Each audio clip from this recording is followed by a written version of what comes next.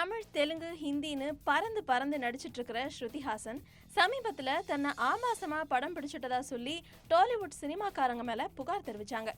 எவடோ படத்துல நடிக்கிறப்போ கவர்ச்சியான உடை அணிஞ்சு குத்தாட்டம் போட்டிருந்தாங்க ஸ்ருதி. இந்த பாட்டோட ஸ்டில்ஸ் தான் இணையத்துல வெளியாயிடுச்சு. ரொம்ப ஆபாசமா இருந்த இந்த படங்கள் ரசிகர்களிடையே பரபரப்பை ஏற்படுத்துச்சு. இதனால அதிர்ச்சியான ஸ்ருதி படத்தோட தயாரிப்பாளர் தில்ராஜு கிட்ட இத பத்தி விசாரிச்சிருக்காங்க. ஆனா அவர் இத பத்தி தனக்கு எதுவுமே தெரியாதுன்னு சொல்லிடவே இத பத்தி ஹைதராபாத் போலீஸ்ல புகார் கொடுத்திருக்காங்க ஸ்ருதி. இந்த படங்களை இணையத்துல வெளியிட்டவங்களை கண்டுபிடிச்சு கொடுக்க சொல்லி கேட்டிருக்காங்க அவங்க. இது சம்பந்தமா போலீசார் விசாரணையை துவக்கியிருக்காங்க. இந்த விசாரணை தெலுங்கு பட உலகினருக்கு கோபத்தை உருவாக்கியிருக்கு.